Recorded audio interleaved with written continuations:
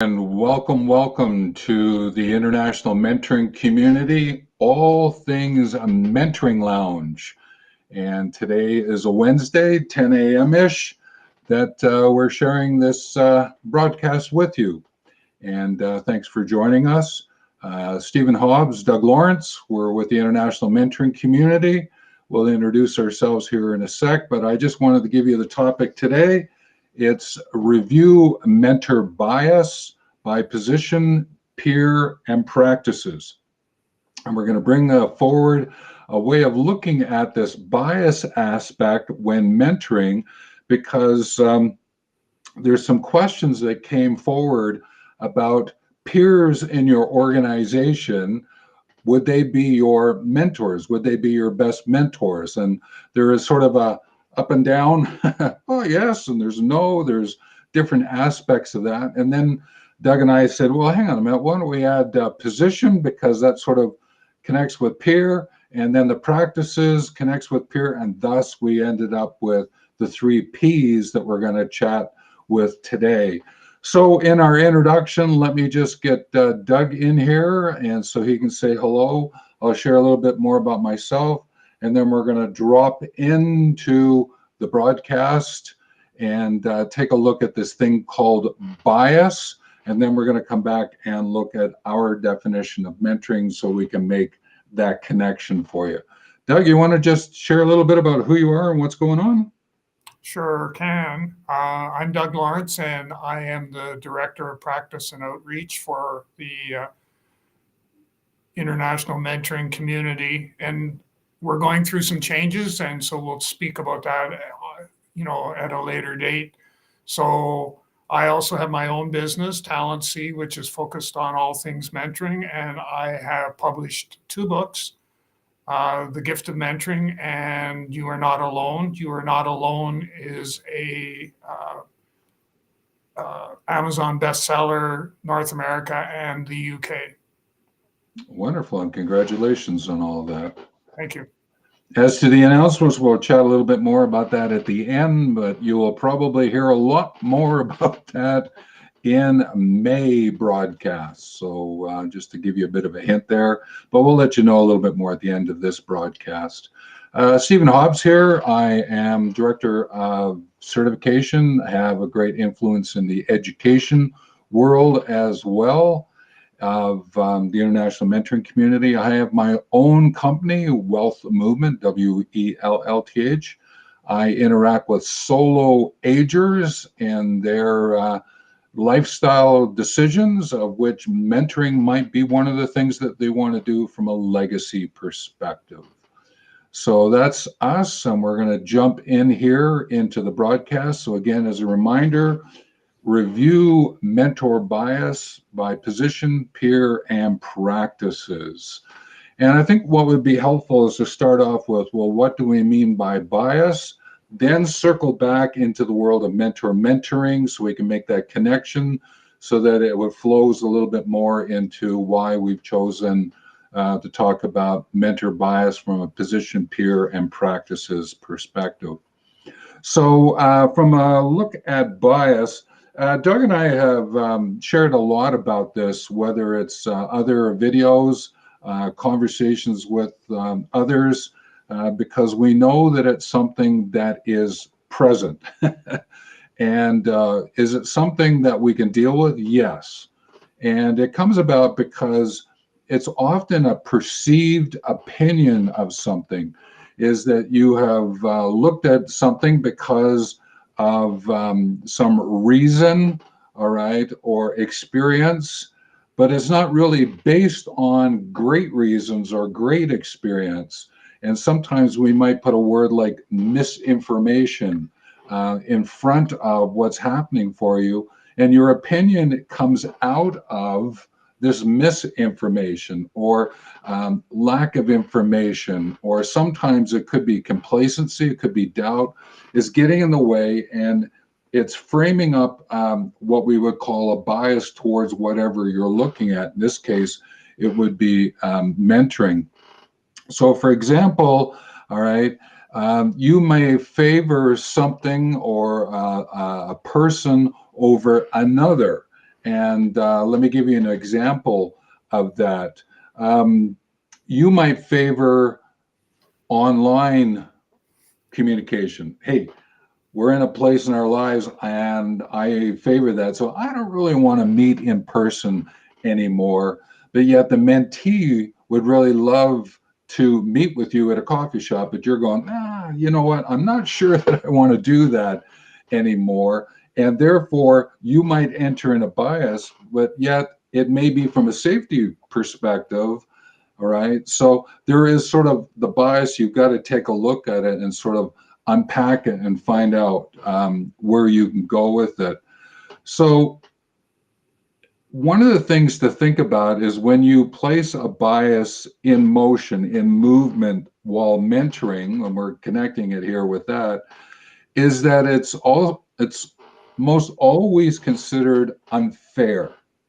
So if you come back and look at it through the ethic of fairness, and you say to yourself, maybe this is being a little unfair, and you're in your reflection in or reflection on, or the mentee is giving you some voicing of, you know what, I'm not sure if this is a fair way to do it. I would really love to meet you in person, right? And you're going, no, no, no, no, no. Right? Well, that may be unfair. So that I wanted to bring that way of looking at it, a way of evaluating it, to sort of see if it unfolds for you. But I did a little bit of research at one point in time, and I went and found different images. And those images, like, here's the 50 cognitive biases, right, that you might encounter. I went and got a book and looked and read through all the different kind of biases that are out there. Some of them might be called paradoxes, and I bring that up is there's one that I really pay attention to. It's called the Abilene paradox, and it's saying yes when you really mean no. So you as a mentor, from a bias point of view, you might go, oh yes, okay, but really you're going, no, I'm not sure I want to do that, vis-a-vis the idea about in person or online. And or the mentor may be doing it with you, going, okay, that's fine, I'll say yes to meeting, but really I would love to meet you. What you're engaging with is that bias from both perspectives, and it's called the Abilene paradox, as like a deeper, richer example of bias. You want to jump in and add anything, or even an example, Doug? I had one situation. I was mentoring a young lad, and it was part of a group thing. It was working with at-risk youth and that. And so, anyhow, long story short, ended up going to meet with him the first time, and we sat down at lunchtime to have lunch, and then all of a sudden he decided he had to get up and go to the washroom and never came back. And so I set up a time again to meet with him, but what I had to caution myself was I had already developed a preconceived notion, a bias, that he was going to do the same thing. And I had to make sure that I was thinking my way through the relationship and actually not giving him that opportunity to, come up with an excuse to disappear on me again. And I mean, rightly or wrongly, the same thing happened again, and he disappeared. And it was at that stage that we made a decision that it wasn't a good match, and they needed to deal with him maybe more so on their own basis rather than bringing in a mentor, a business mentor, and all that sort of thing. So it can sneak up on you, the idea of bias. It can sneak up on you when you're not really paying much attention to it, and it can actually alter or shape the course of that mentoring arrangement or that relationship. Yeah, and that notion of cognitive bias, those are ones, okay, we can figure it out, we see a few, but there are those ones that, as you call it, the notion of that non-conscious, it sort of slips in there because it could be because of routine, right? And you're mentoring a lot of people and you go, well, this is how it's going to happen. All of a sudden you end up with a mentee that sort of gives you a curveball and you go, hang on a minute, whoa, what took place? And that's a good time to check your bias to sort of see what's going on. So that's great. Well, what I'm going to do is I'm going to bring in an image, and the reason being, this was something that we thought would be of value here to just sort of recognize 5 points that we wanted to go over in terms of this review the mentor bias. And the first one is to provide a definition of mentoring, which I'm going to have Doug do. Then we'll look at position peer practices through some action verbs. Doug and I love to play with action verbs to sort of take concepts to practice kind of idea. And then we'll just sort of close up with a couple of thoughts around the mentoring that you set up, the arrangement, the relationships using words like project, program, products, processes, just to give you a little bit more to work with. So Doug, if you'd like to share definition of mentoring and mentor, that'd be great. Okay, so mentoring is a two-way trusted relationship where the mentor and mentee learn and develop together through personal and professional development. Anything in there in particular related to what we're chatting about today you want to emphasize? It's always the trusted relationship. So without that, that's the foundation to a successful mentoring relationship arrangement. And it's also the fact that, you're learning and developing together, and it's personal and professional. It's not one or the other, but it's both. Yeah, so the notion of trusting is so that if you did find yourself encountering an unfair bias, you have the wherewithal to be able to say, it's okay for me to share that I don't think this is where we need to be, or yes, I do want to really talk to you about meeting in person, even if it's only once, or whatever it is that's that trust component linked to that personal professional, right? Is that a... Yep, that's fair. Yeah. Okay. So when we started to take a look at this topic, it just happened to be some questions were coming in, but also the Chronicle of Evidence-Based Mentoring spoke a little bit around this notion of peer. And I sort of dug into it a little bit, and I said, hey, Doug, I think what we've got, there's an article we can reference when it comes to peer, which is number 3 here in the diagram. But why don't we chat a little bit about position and practices, sort of get a little bit of a sandwich going here and to see what's unfolding. So in the show more notes, we have put the reference to the webpage of the Chronicle of Evidence-Based Mentoring, but we took a little excerpt out of that, which sort of speaks to this number 3 here. And then we have added some other notes that Doug and I have used before. They are in the show more notes, or wherever you find this video, you'll find reference to those as well.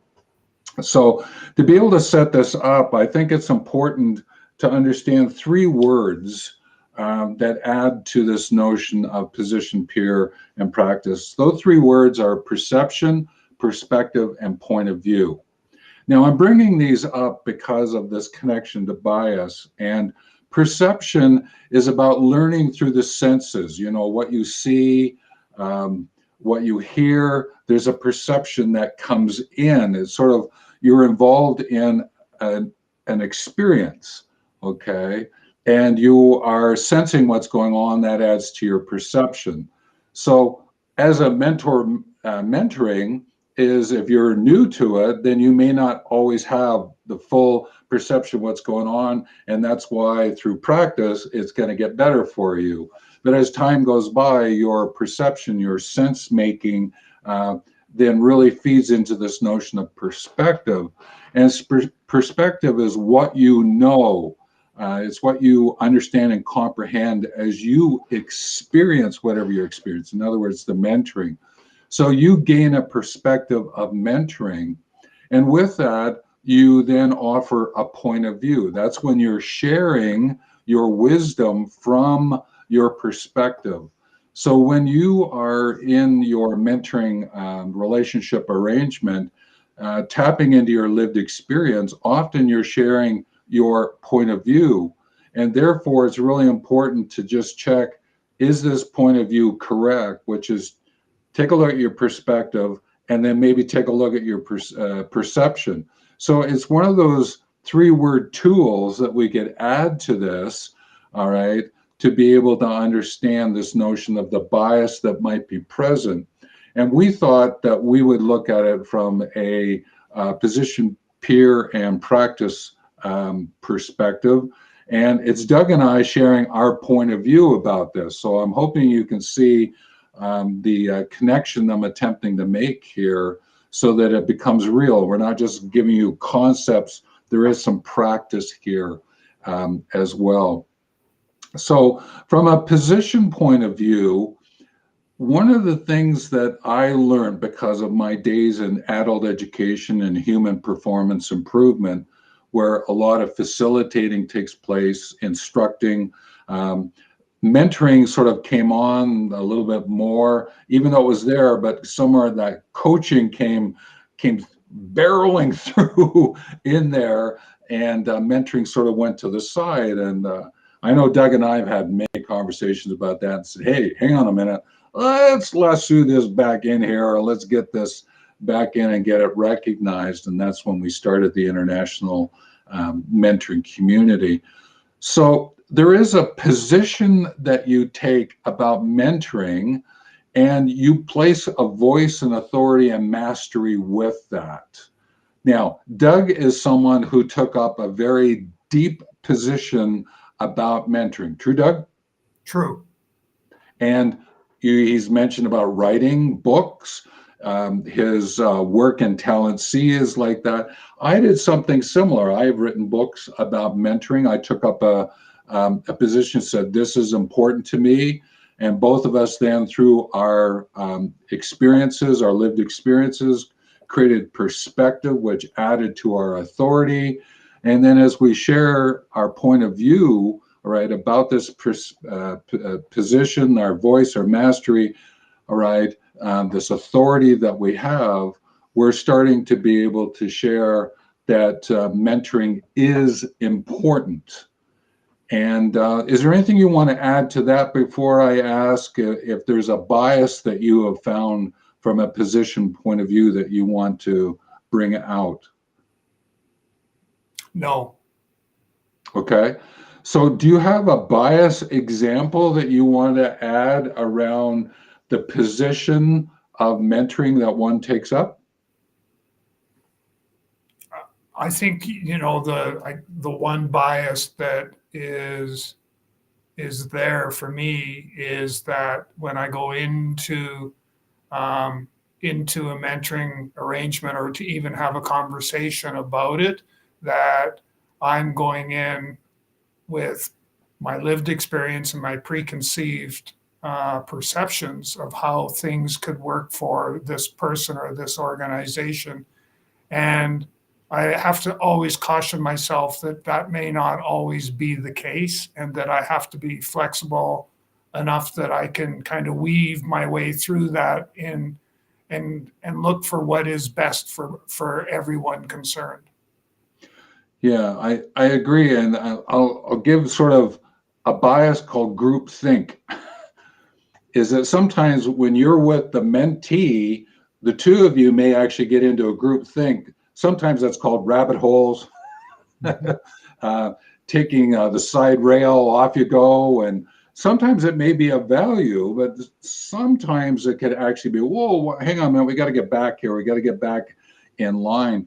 But another place that I found it is that when I've done courses with mentoring, sometimes what happens is a group of people may get together and start chatting about mentoring and form some bias around it and position themselves, right, is, well, you know what, they puff up their ego a little bit and go, well, my lived experience, my voice, my mastery, my authority, is a little bit more than that guy over there who's in the course learning with us, and certainly more than the mentee. And when I start to hear that in a course, I go, okay, gonna have to take a look at this one, right? And that presents a really good example of being able to share a point of view about bias in a mentoring situation because of what you're experiencing at that point in time. And that's why it's important to feel safe, have trusted with the mentee to be able to say, hey, listen, the position that we're taking with one another, we need to really take a look at this, right? So that we can figure out how to improve this mentoring arrangement and relationship. Is that a fair example around groupthink, Doug? Yes, it is. Yeah. So the next one we wanted to take a look at is peer, but I have a question for Doug. And instead of going into it and looking at what does shape, nudge, and support mean, is it possible, Doug, for a mentor who is a peer to a mentee have a bias associated with it? Is there a working example where a peer could show bias with the mentee if they're sort of in a similar position? Similar position or? Yeah, similar position. I would say that, like, I'm trying to think of a possible example, and one that always stands out for me is the aspect of a direct report mentoring one of their employees. And part of the reason that that's a no-go, especially in light of today's world where we're dealing with mental health and all that sort of stuff, is that it's not in everyone's best interests for that to take place, where the supervisor's mentoring one of their direct reports. So that's what kind of jumps into my mind right at this particular stage. Well, I was thinking also of, you have a new person in the call center and someone's been in the call center for a couple of years and you put them together, right? Is there a possible for bias in that kind of situation? Someone who's new to their job, someone who's been around in that job for a while. I'm just wondering, thoughts about that one?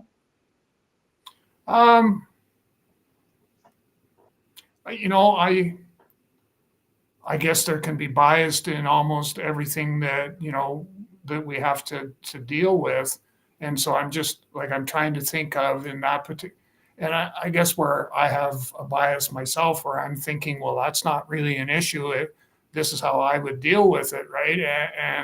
And so I've already got a preconceived notion of how it's going to, what the outcome is going to be, when in fact it may not be. It may not go that way. Yeah, I was thinking of someone who might be an older, not older in the sense of age, but in terms of years of experience, going, you know what, is this young whippersnapper going to take my promotion?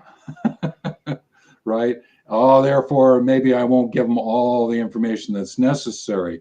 I was just sort of thinking I was preparing for today. I was just, what would be an example that would be a little extreme? I get it.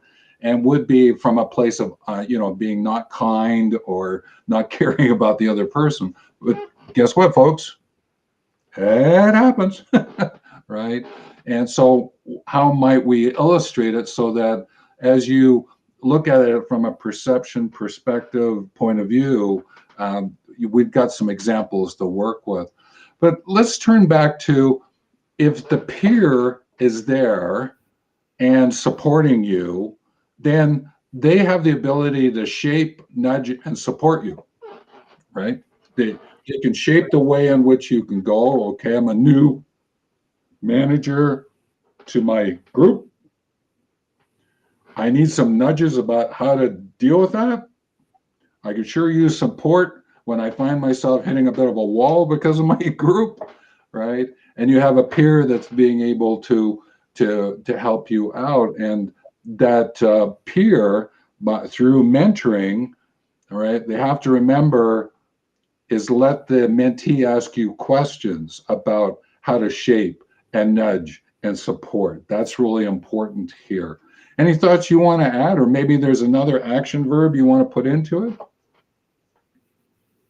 I was coming, sort of thinking of it from the aspect of a of a organization that has gone and implemented mentoring as part of their culture.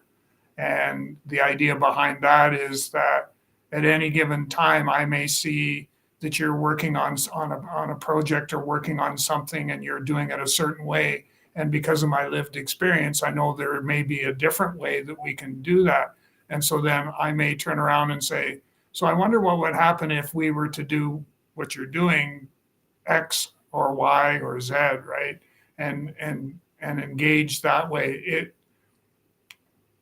One must be extremely cautious and careful in that particular situation because the employee that you're informally mentoring may feel somewhat put off or challenged because of the fact that you know that you're already trying to direct when in fact that questioning technique is it's the Socratic method, but um, it may put you off a little bit, and the mentor in that case needs to be mindful of the body language to be able to say, okay, well, maybe I've gone too far here. Let me rephrase that or reframe it. Yeah, I'll give up maybe a couple of other examples, and it's away from the workplace in a sense. So, in terms of youth mentoring, right? A younger teenager being able to help a youth. So maybe say a 14-year-old helping an 11-year-old, right? And they're having conversations, and the 14-year-old is attempting to shape, nudge, and support the 11-year-old kind of idea. There is some framing that has to happen sort of in a youth mentoring situation. But I would think the same thing would take place. Just because you can doesn't mean you should. In other words, well, I think I can help out this person from a mental health aspect, but you don't have any idea about how to do the mentoring aspect of that. And all of a sudden you run into it and go, well, I've got experience because I went through this and all that, and I can help shape and nudge and support you, right, to get out of your funk and something like that. I'm thinking you got to be really alert to, just because you're a peer and you've gone through something like that doesn't mean you should then help that person. Fair thoughts? Yeah, no, that's bang on. Yeah. So I want to just give a couple of examples there to just sort of frame that out just a little bit more. As we take a look at the next one is the practices component. And the practices here are, what are the practices that you do use as a mentor doing mentoring? Now, let me give you, again, sort of maybe an outlier example. From a mentoring point of view, you can do it free or paid. Okay. And if you only do it from a paid point of view, you may be influencing your practice. If you're only doing it from a free point of view, you may be influencing your practice. So again, it's looking at framing this whole thing, this perception, perspective, point of view, right? And just looking at it through like a free and paid lens. Okay, that's one way to take a look at it. But what I wanted to sort of bring to the surface here a little bit is this notion of co-create, collaborate, and care. And I think, Doug, you said it, and you emphasized it when we talked about the definition, right? There is a sense of co-creation, collaboration that's taking place between the mentor and the mentee, all right, both personally and professionally. Co-create together is that sometimes you don't know the answer to a question the mentee is bringing forward, so co-create. Let's look for the response. The collaborate is that both of you get to share from an assertive point of view. This is my perspectives. These are my points of view. All right. But also is that you cooperate in the sharing of that, which means care comes in, the kindness comes in. Because guess what? And it's happened for me, right? I don't quite agree with what the mentee's saying at the moment. Okay, now what do I do? How do I deal with this? I know we got to co-create, we've got to collaborate, but I also got to be caring. I don't want to shut this person down and force them into a place that they don't want to go. So at the same time as how do I share a point of view, right? And it might be through a story of how do you eat an elephant? A couple of nibbles, little nibbles, and interact accordingly. And I've had to do that a couple of times in my own life, right? In terms of helping some managers to get their sense of how they are going to take their new learning in. And I'll use a really good example of that is I had one manager, and he came to me to have a conversation. He says, "You know what? A couple of my group members said, 'Oh, you've been to a course, haven't you?'" And I went, "What are you talking about?" "Oh, I attempted this and I attempted this and I attempted this, and I threw it all at them because I thought this is the way that we could really build up the group." And I said, "So how did that go for you?"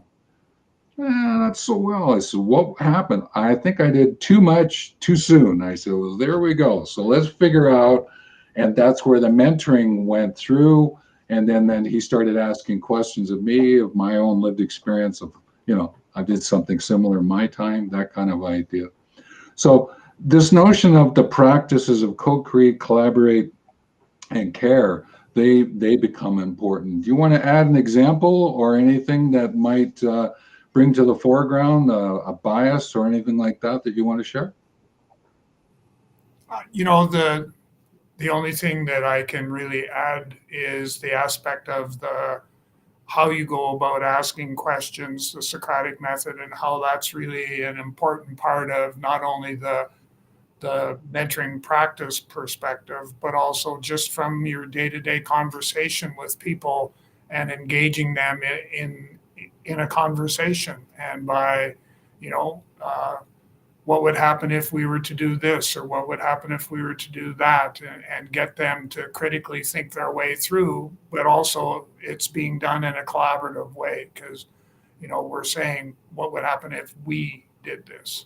So I think on the flip side, and we've talked about this many times as well, is how to help the mentee use the Socratic method so that you can do the co-creation because they're bringing the question to you.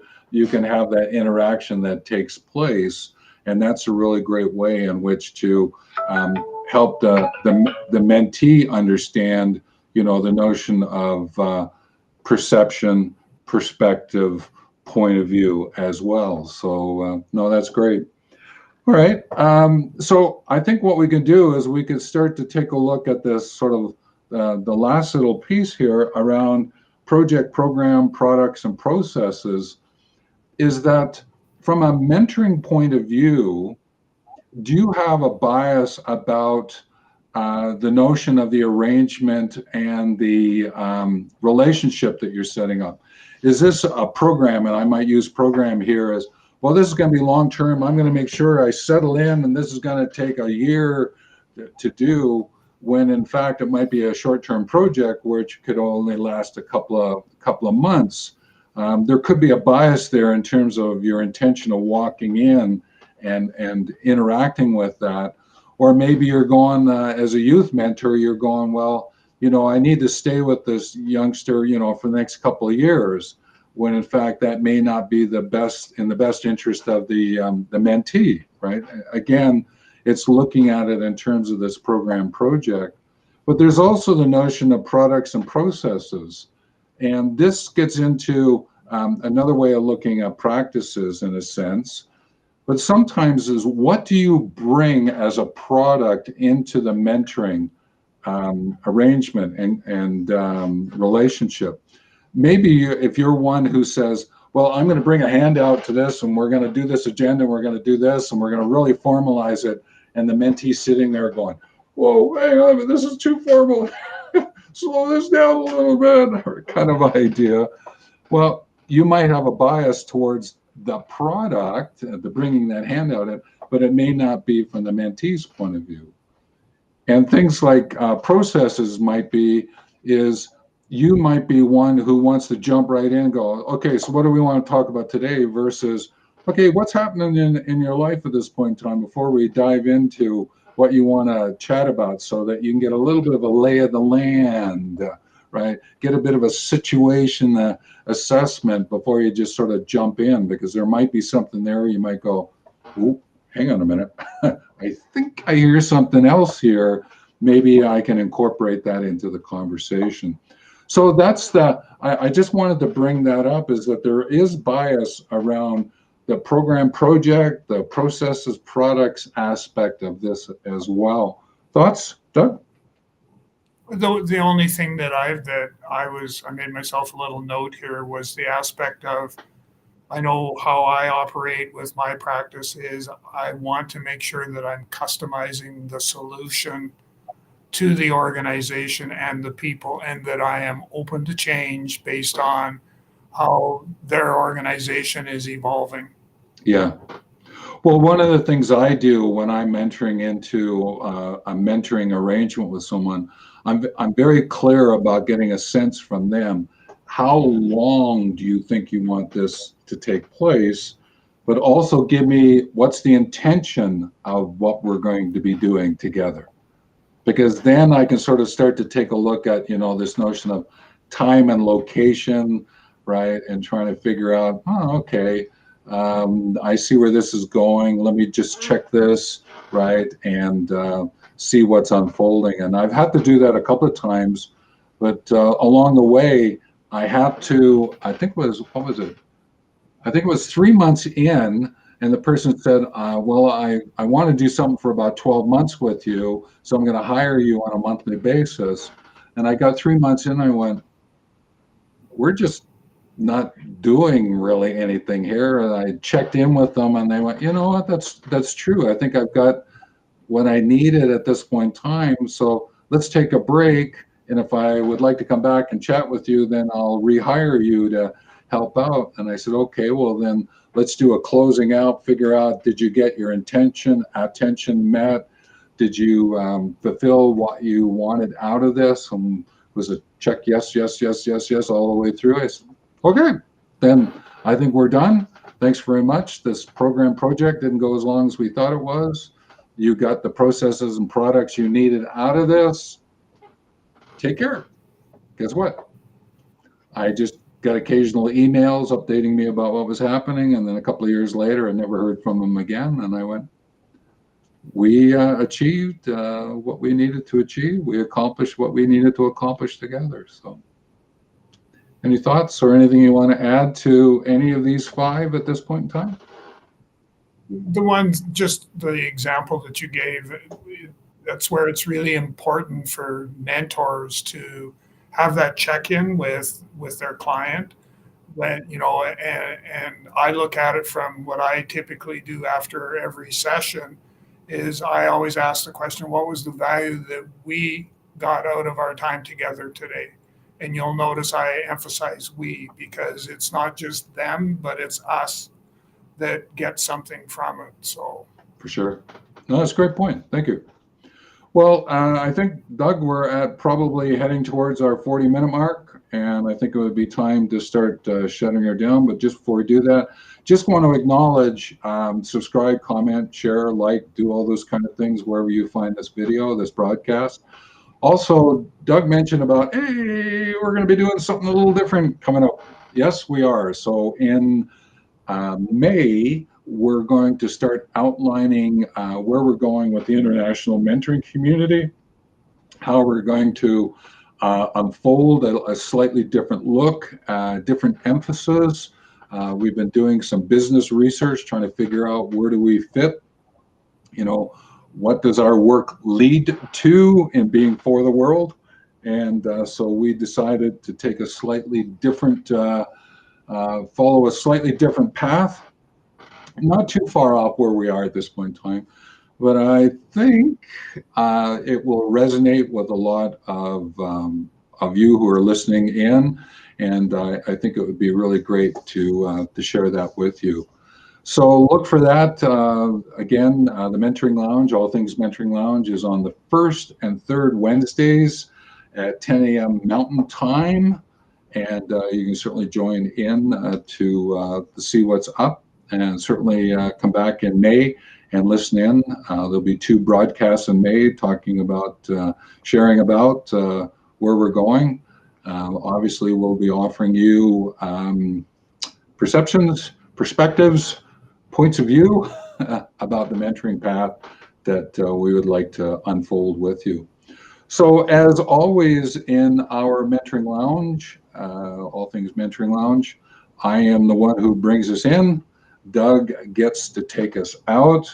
And when I know that he's done, I will say, take care, and I will close off the broadcast. So, Doug, it's over to you. I just, I think the one thing that really jumps out for me is just the opportunity for me to reiterate what you just announced and how exciting it is for anybody who is involved in the mentoring space to be able to observe and be a part of, if you so wish, the transformation that's about to take place that we will be announcing in May. Wonderful. Well, take care, everyone.